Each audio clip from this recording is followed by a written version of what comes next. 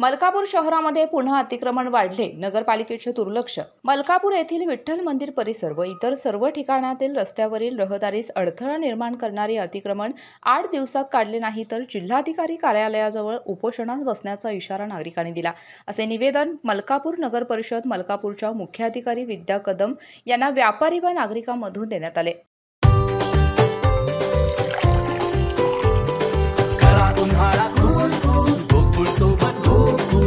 गोकुळ सोबत गोकुल.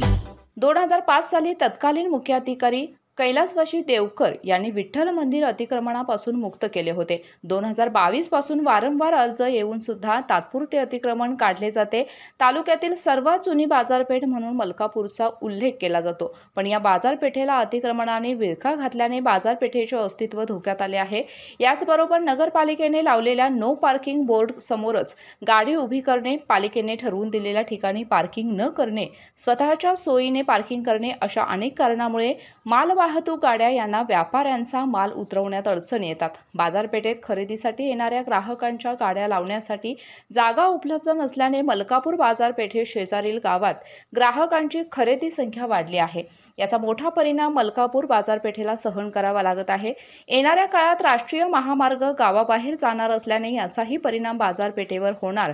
तसेच सध्याची बाजारपेठेची स्थिती पाहता पंचक्रोशीतून येणाऱ्या ग्राहकांची संख्या दिवसेंदिवस कमी होत चालली आहे. बाजारपेठेला ऊर्जितावस्था मिळण्यासाठी अतिक्रमण काढणं गरजेचं आहे, असे संतप्त प्रश्न नागरिकांमधून उपस्थित केले जात आहेत. नगरपालिकेकडून सोमवार मंगळवारपर्यंत अतिक्रमणधारकांना सूचना देऊन त्यानंतर कार्यवाही करण्यात येणार असल्याचे सांगण्यात आले. कोल्हापुरी कारभारसाठी मलकापूर प्रतिनिधी रोहित पास्ते. अशाच नवनवीन अपडेट पाहण्यासाठी आमच्या केके न्यूज चॅनेलला सबस्क्राईब करा.